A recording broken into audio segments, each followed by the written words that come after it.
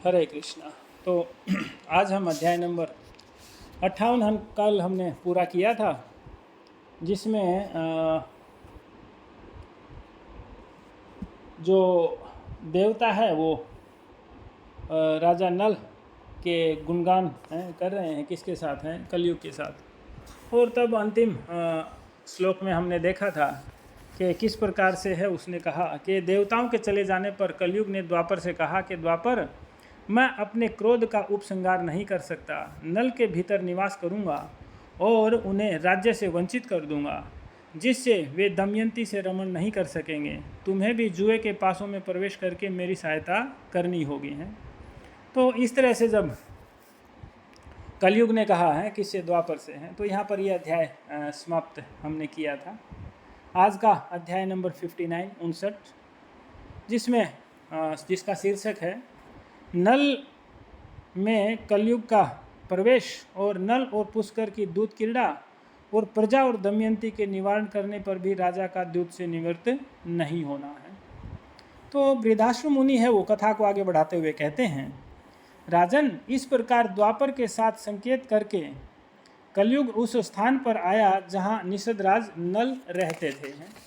तो ये वहाँ पर गया जहाँ पर राजा नल रहता था। वह प्रतिदिन राजा नल का छिद्र देखता हुआ निषद देश में दीर्घ काल तक टिका रहा। 12 वर्षों के बाद एक दिन कली को यह छिद्र दिखाई पड़ा। तो कितने वर्ष बीत गए कलयुग को राजा नल का छिद्र ढूंढते हुए कि कैसे उसमें मैं एंटर करूं है। तो 12 वर्ष तक इंतजार किया और फिर एक दिन उसको छिद्र दिखा है कलयुग को। कैसे दिखा ये अगले 3 नंबर श्लोक में बताया है। कृत्वा मूत्रम पुस्पृश्य संध्याम वास्ता निषदः अकृत्वा पादयो शोचम तत्रेण कली राशि विशतः। अर्थात राजा नल उस दिन लघु शंका करके आए और हाथ मुंह धोकर आचमन करने के पश्चात संध्या उपासना करने बैठ गए। पैरों को धोना भूल गए, उन्होंने पैर नहीं धोए। यह छिद्र देखकर कलयुग उसके शरीर के भीतर प्रविष्ट हो गया। तो यहाँ पर कितनी सारी चर्चा एक श्लोक में हम कर सकते हैं।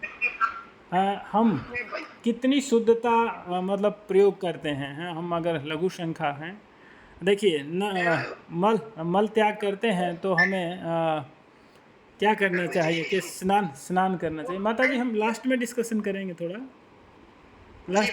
हाँ हरे कृष्ण। तो यहाँ पर मल त्याग के बाद है वो हमें स्नान करना चाहिए तुरंत है। और अगर हम वॉशरूम जाते हैं, इंग्लिश में आजकल शब्द प्रयोग है यानी है लघु शंका, तो हमें क्या क्या धोना चाहिए है। क्या बताया यहाँ पर है? हाथ मुंह धोकर आचमन करने के पश्चात संध्या उपासना में बैठ गए लेकिन पैर धोना भूल गए। तो क्या हाथ पैर मुंह है ये सब धोना चाहिए और आचमन करना चाहिए है। क्या इतनी शुद्धता कलयुग में कोई व्यक्ति स्वीकार करता है? भक्तों में ये शुद्धता के लक्षण मिल सकते हैं, क्योंकि भक्त आचार्य हैं या गुरु हैं वो हमें सिखाते हैं किस प्रकार से मल त्याग के बाद है वो स्नान करना है, तीनों समय है संध्या उपासना करनी है। 3 संध्या मतलब सुबह की, दोपहर 12 बजे और शाम को है।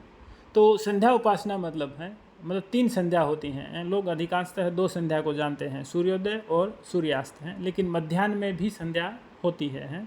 त्रिकाल संध्या इसीलिए बोलते हैं उसको है। तो इस तरह से है वो ये राजा नल है पैरों को धोना भूल गया और ये छिद्र देखकर कलयुग उसके भीतर प्रविष्ट हो गया। नल में आविष्ट होकर कलयुग ने दूसरा रूप धारण करके पुष्कर के पास जाकर कहा, चलो राजा नल के साथ जुआ खेलो। मेरे साथ रहकर तुम जुए में अवश्य राजा नल को जीत लोगे।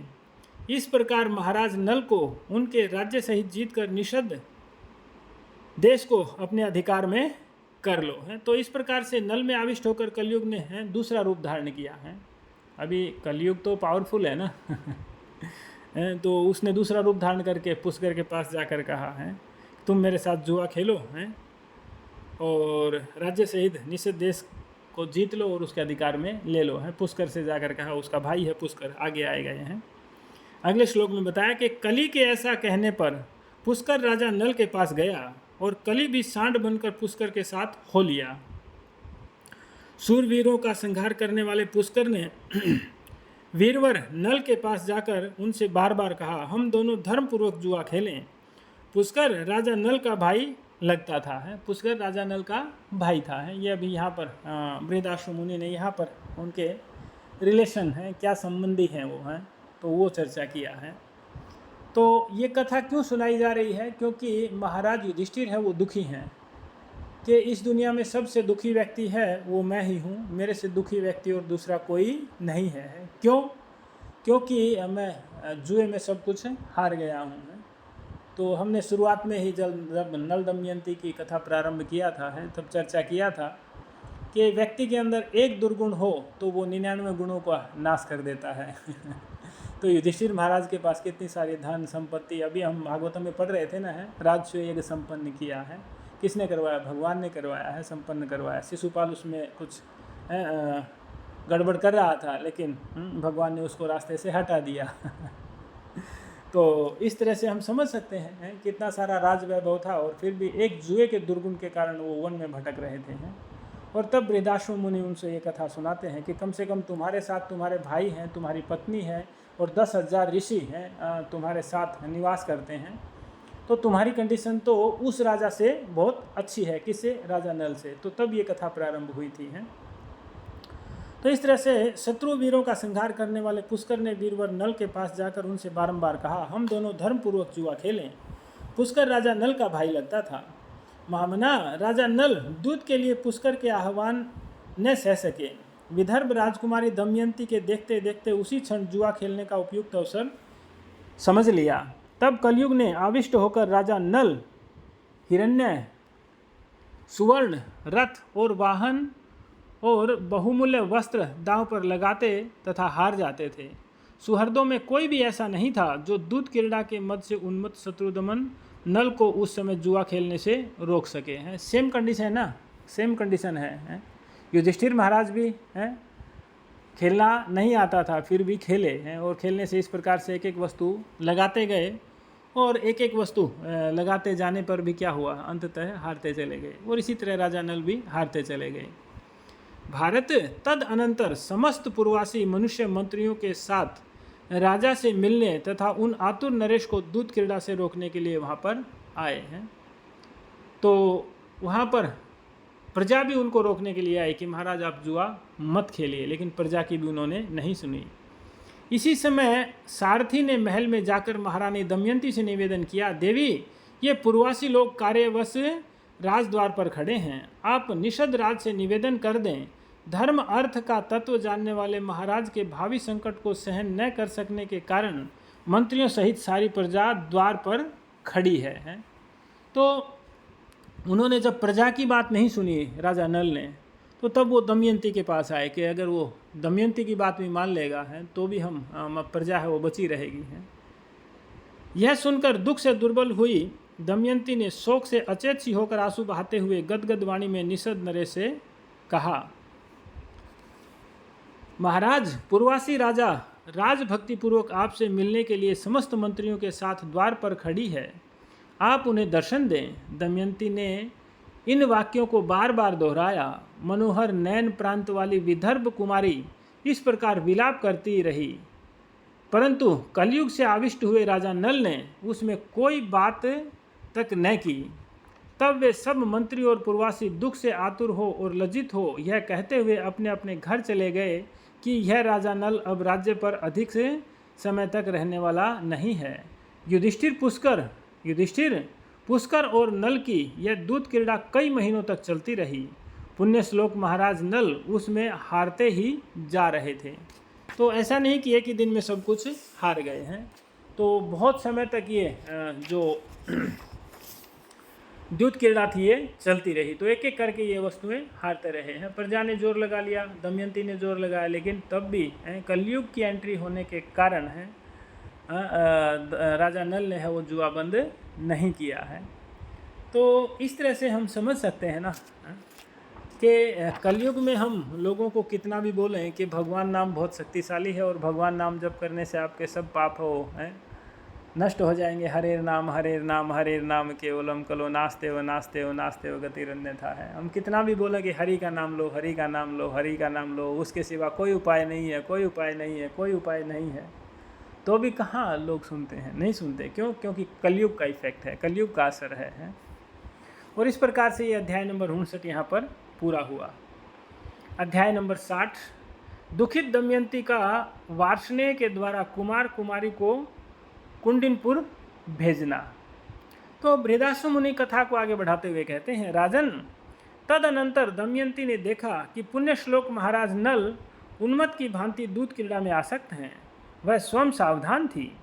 उनकी वैसी अवस्था देख भीम कुमारी भय और शोक से व्याकुल हो गई और महाराज के हित के लिए किसी महत्वपूर्ण कार्य का चिंतन करने लगी कि अब जो राजा नल हैं उनका भला किस प्रकार हो है।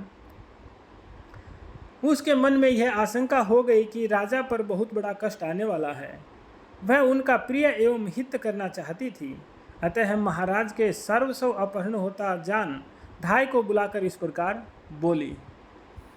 उसकी धाय का नाम भृत्यसेना था। वह अत्यंत यशस्विनी और परिचर्या के कार्य में निपुण थी। समस्त कार्यों के साधन में कुशल, हितैषिणी, अनुरागिणी और मधुर भाषिणी थी। दमयंती ने उससे कहा, भृत्यसेने, तुम मंत्रियों के पास जाओ और राजा नल की आज्ञा से उन्हें बुला लाओ।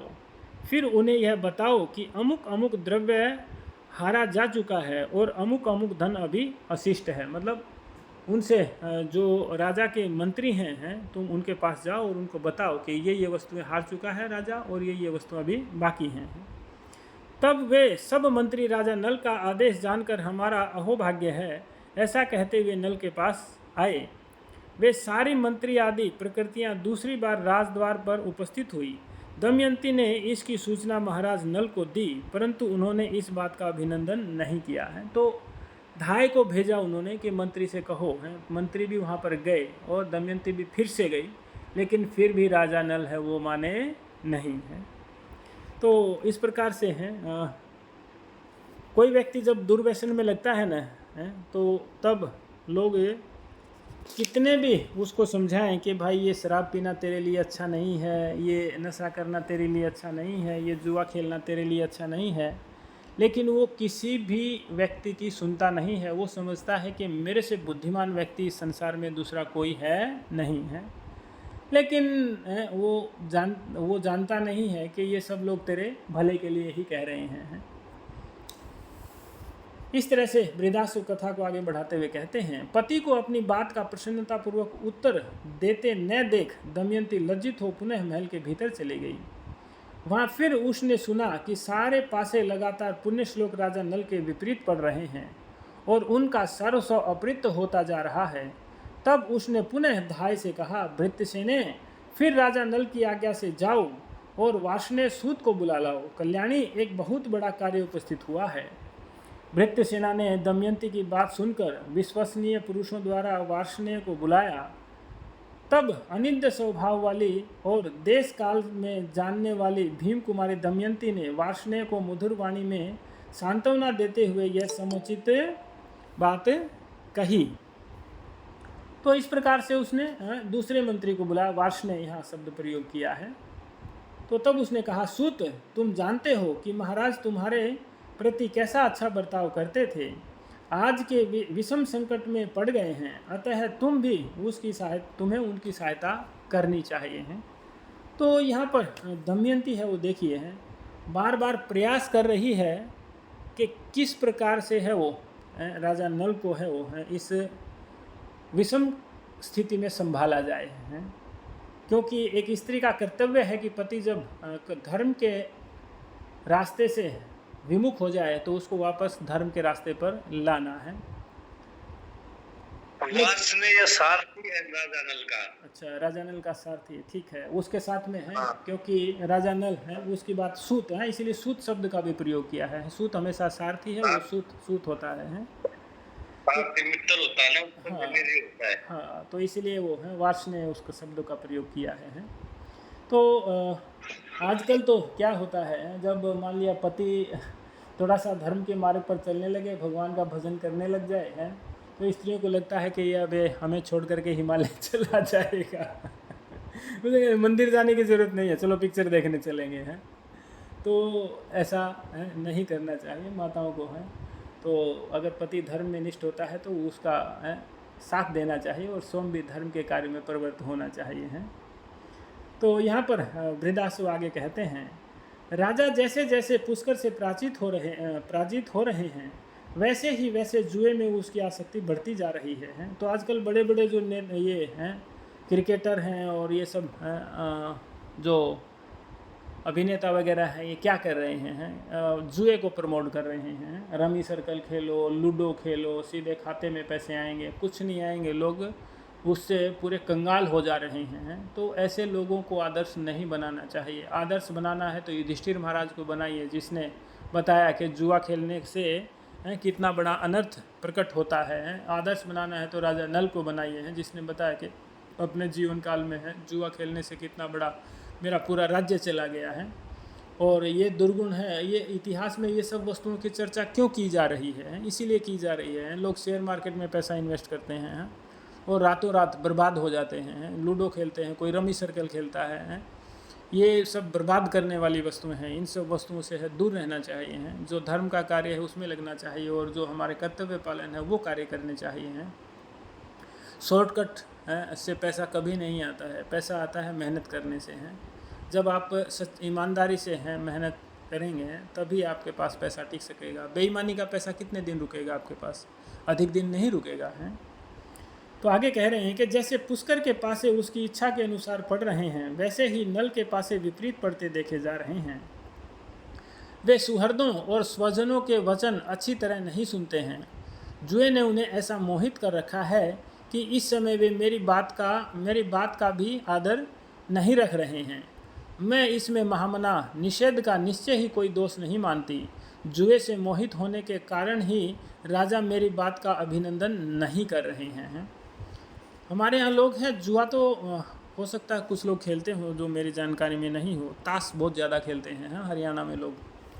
आप एक मेरे पिताजी छोटी सी स्टोरी बताते थे हैं। कोई व्यक्ति है सुबह से शाम तक ताश खेलता रहता था है। तो एक दिन है उसकी वृद्ध माता का देहांत हो गया और उसने जाकर कहा, भाई चल तेरी माता का देहांत हो गया है, ये ताश छोड़ और उसका अंतिम संस्कार कर दे हैं। तो उसने कहा कि ठीक है, मैं ये बाजी पूरी करके आता हूँ। जब तक उसको चारपाई से नीचे उतारो हैं। फिर चारपाई से नीचे भी लिप पोत कर उसको सुला दिया। फिर कहा कि भाई चल अभी तो सब लोग गांव वाले भी आ गए हैं और आप भी आ जाओ हैं। तब कहा कि बस ये बाजी और करके आता हूँ। फिर उन्होंने कहा कि सब लोग उसे शमशान ले जा रहे हैं, भाई अब तो चल। बोले नहीं ये बाजी और पूरी करके आता हूँ।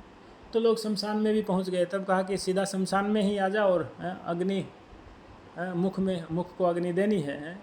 तो उसने कहा कि बस ये बाजी और कंप्लीट कर लेता हूँ फिर आता हूँ। तो गांव वालों ने उसका अंतिम संस्कार भी कर दिया, मुखाग्नि भी दे दी है। तो तब तक भी वो उठा नहीं है। तो ये जुए का खेल या ताश का खेल ऐसा ही है जिससे लोग क्या होते हैं और अधिक और उसके प्रति वो आसक्त होते, मोहित होते जाते हैं कि नहीं इस बाजी में मैं जीत जाऊंगा, इस बाजी में जीत जाऊंगा है। और सेम ऐसा ही शेयर मार्केट का है कि इस बार इस शेयर में पैसा लगाऊंगा तो मैं जीत जाऊंगा, इस शेयर में पैसा लगाऊंगा तो मैं जीत जाऊंगा है। तो इस तरह से हम समझ सकते हैं ना कि जो भी है शेयर मार्केट से संबंधित है, जुए से संबंधित है, रमी सर्कल हुआ चाहे वो शेयर मार्केट हुआ है, ये सब वस्तुएं हैं वो पतन का कारण बन सकती हैं। अगर हमें ज्ञान नहीं है तो इन वस्तुओं से दूर रहना चाहिए हैं। सारथे, मैं तुम्हारी शरण में आई हूँ, मेरी बात मानो। मेरे मन में अशुभ विचार आते हैं। इससे अनुमान होता है कि राजा नल राज्य से च्युत होना संभव है। यहाँ पर बताया है कौन है, वार्ष्णेय है, सारथे मतलब उसका सारथी है, जैसा प्रवीण प्रभु ने बताया बीच में है। तुम महाराज के प्रिय मन के समान वेगशाली अश्वों को रथ में जोत कर उस पर इन दोनों बच्चों को बिठा लो और कुंडिनपुर को चले जाओ। है तुम इन दोनों बच्चों को श्रुतसेन और श्रुतसेना है, एक पुत्र और एक पुत्री है, उन दोनों को तुम ये जो जगह का नाम लिखा है कुंडिनपुर, क्योंकि पीछे तो चर्चा हुई थी विदर्भ कुंडलपुर कुंडलपुर हाँ कुंडिनपुर लिखा है, लेकिन हो सकता है कुंडिन, यहाँ संस्कृत में भी कुंडिनिम है और हिंदी में भी कुंडिन ही है, ठीक है, मतलब उसके मामा के घर छोड़ा हो, ऐसा हम समझ सकते हैं। वहाँ इन दोनों बालकों को, इस रथ को और इन घोड़ों को भी मेरे भाई बंधुओं की देखरेख में सौंपकर तुम्हारी इच्छा हो तो वहीं रह जाना या अन्यत्र कहीं चले जाना है। तो वो बोल रहे कि इन बच्चों की देखरेख के लिए तुम वहीं रह जाना है मेरे भाई बंधुओं के साथ। दमयंती की यह बात सुनकर नल ने सारथी वार्ष्णेय के, नल के मुख्य मंत्रियों से यह सारा वृत्तांत निवेदित किया। राजन, उनसे मिलकर इस विषय पर भली भांति विचार करके उन मंत्रियों की आज्ञा ले सारथी वार्ष्णेय ने दोनों बालकों को रथ पर बिठाकर विदर्भ देश को प्रस्थान किया। वहां पहुंचकर उसने घोड़ों को, उस श्रेष्ठ रथ को तथा उस बालिका इंद्रसेना को एवं राजकुमार इंद्रसेन को वहीं रख दिया तथा राजा भीम से विदा ले आर्त भाव से राजा नल की दुर्दशा के लिए शोक करता हुआ घुमाता अयोध्या नगरी में चला गया। युधिष्ठिर वह अत्यंत दुखी हो राजा ऋतुपर्ण की सेवा में उपस्थित हुआ और उसका सारथी बनकर जीविका चलाने लगा है। तो ये राजा नल के पास तो वापस नहीं गया, क्योंकि दमयंती ने क्या कहा था, वापस मत आना कहीं चले जाना। तो ये अयोध्या में चला गया और वो अयोध्या में उस समय है, वो अयोध्या के राजा थे ऋतुपर्ण है, और उसका रथ चलाने लगा, क्योंकि अभी ड्राइवरी आती है तो क्या करेगा तो वहाँ जाकर रथ चलाने लगा है। तो इस प्रकार से ये अध्याय भी यहाँ पर समाप्त होता है। अगले अध्याय में कितने श्लोक हैं? नहीं, अगला अध्याय बड़ा है, 40-45 श्लोक हैं। हमारा समय कितना 10-7 हो गया है, ठीक है। कुंडलपुर साहब विदर्भ देश की राजधानी है। हाँ, कुंडिनपुर है, वो विदर्भ देश की राजधानी होगी, तो जहाँ वो राजा राज्य करते होंगे, ठीक। तो यहाँ पर 60 नंबर अध्याय पूरा हुआ, और कल हम यानी सोमवार को 61 नंबर अध्याय में पढ़ेंगे नल का जुए में हारकर दमयंती के साथ वन को जाना और पक्षियों द्वारा आपदग्रस्त नल के वस्त्र का अपहरण है। तो ये हम सोमवार को पढ़ेंगे। यहाँ पर यह अध्याय समाप्त होता है। किसी भक्त का कोई प्रश्न या मंतव्य हो तो हम चर्चा कर सकते हैं। हरे कृष्णा। महाभारत ग्रंथ की जय, महामुनि व्यास की जय, श्रील प्रभुपाद की जय, समवेत भक्त वृंद की जय।